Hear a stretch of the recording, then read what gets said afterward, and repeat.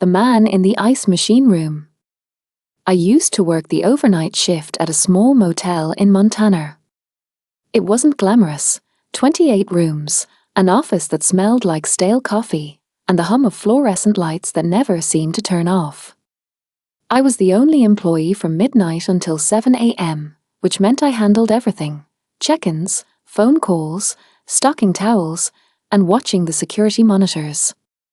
At first, I liked the quiet. No bosses breathing down my neck, no customers complaining every 5 seconds.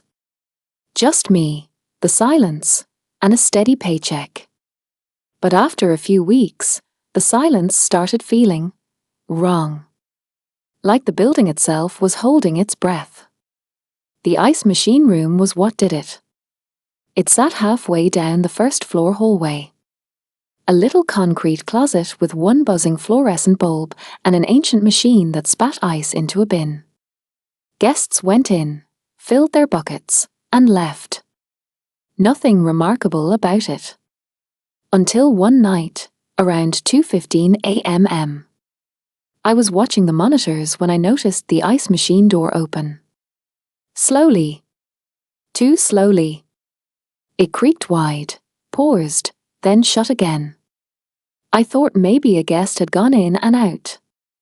But when I rewound the footage, my blood ran cold. A pale hand. Just the hand. Reaching from the inside, curling around the doorframe before pulling it shut. The fingers bent oddly, like extra joints were hidden inside. My first thought? Some drunk guest had locked themselves in there. But deep down, I already knew better. Still, I grabbed my flashlight and headed down the hall. The closer I got, the colder it felt. My breath started fogging in front of me, like I'd stepped into a freezer. When I opened the door, the light flickered above me. The machine groaned as it dropped ice into the tray. Water dripped steadily down the walls. And in the far corner, crouched low, was a man. His knees bent backwards, jutting like an animal. His arms wrapped tight around his legs. His skin was bluish, frost-bitten, cracked in places like dried clay. When my flashlight landed on his face, his eyes reflected pure white. No pupils. No iris. Just glowing pale white. He smiled. His lips split and bled as they stretched too wide. And in a voice like ice scraping metal, he whispered, "It's warmer out there."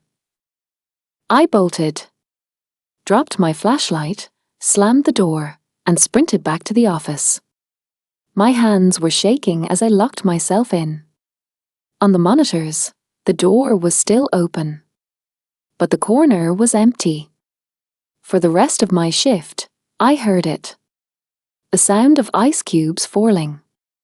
Over and over. Too many. Like hands scooping them up by the handful.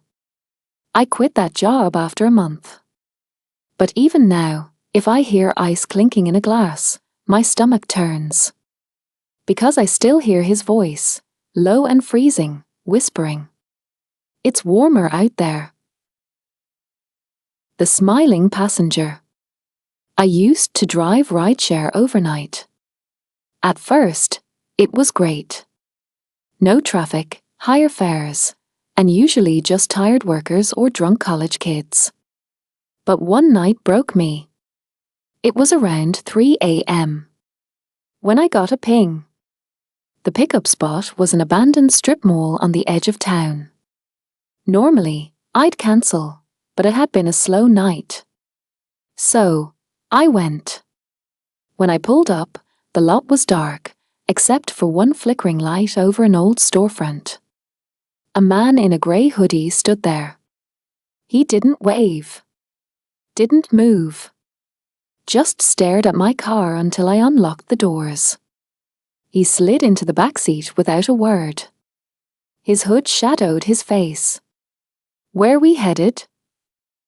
I asked. He leaned forward just enough for me to see his smile in the rearview mirror. It was wide. Too wide. Lips stretched back, teeth too flat, too perfect. And he didn't blink. He just held up his phone with the map pulled up. It was a destination over an hour away, down a rural road that barely showed up on GPS. I started driving. For 30 minutes, he didn't move. Didn't look at his phone. Didn't glance outside.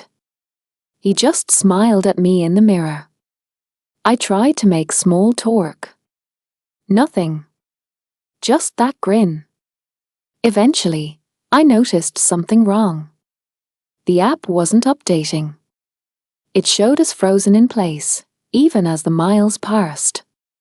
I finally asked, "So, what's out here?" His head tilted at a sharp, unnatural angle. Like his neck wasn't bones and muscle but wires being pulled. And then he rasped, "You'll see. Almost there." I pulled over. My hands shook as I said, "A ride's over. Get out." The smile didn't move. His face didn't move at all, except for his eyes, shifting, slowly, to lock on mine in the mirror. "You can't stop. You picked me up." I turned around. The back seat was empty. But the car was heavy. The way it feels when someone's leaning forward, breathing down your neck. I drove straight back to the city. Never looked in the mirror again. To this day, when I check my rideshare app, there's always a pending trip waiting. Same strip mall. Same time. I never accept it. The static caller. I work nights at a call center. Nothing glamorous, just answering phones for a billing department that never sleeps.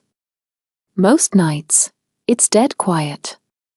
But one night, just after 1 a.m., a call came through with no number. When I answered, all I heard was static. I hung up. 2 minutes later, it rang again. Same thing, static.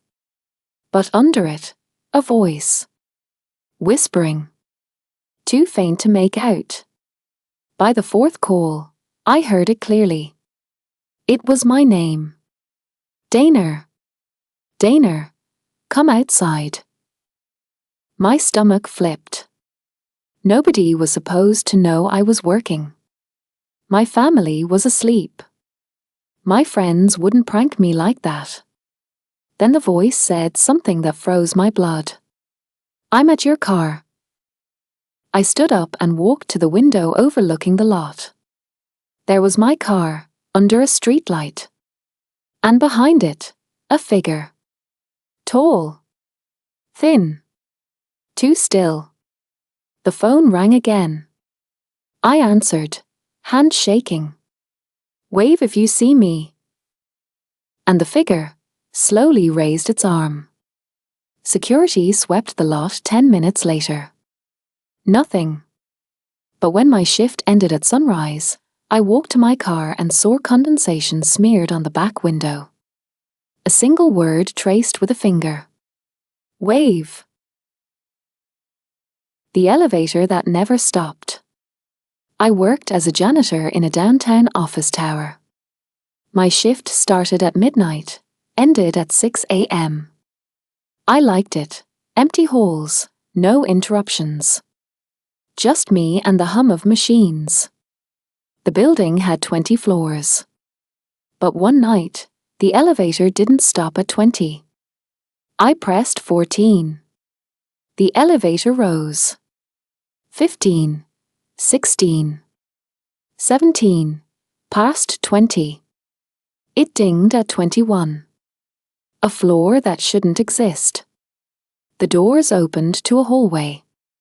Carpet damp. Lights flickering. The air smelled of mildew and something sickly sweet. I stepped out. Offices lined the hall, but inside they weren't offices anymore.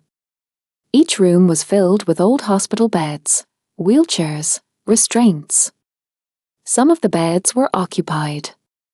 Shadows under thin sheets. Breathing.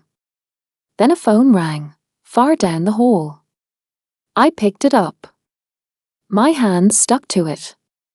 And a voice whispered, "You weren't supposed to get off." The lights went out. Wheels squeaked. Beds creaked. I ran back into the elevator, slammed 3 close a button. Something heavy thudded against the doors as they slid shut.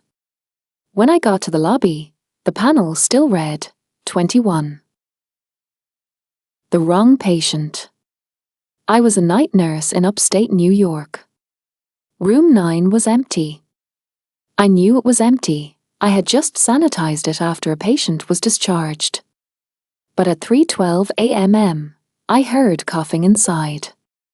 When I opened the door, a man sat on the bed in a hospital gown. His skin was grey, sagging. He smiled faintly. "I need water," he whispered. My eyes dropped to his wristband. The name. A patient who had died 2 days earlier in that very room. I stumbled out, grabbed another nurse, rushed back in. The room was empty. Sheets neat. Silent. Security cameras showed me opening the door, standing inside, talking to no one. I convinced myself I was exhausted.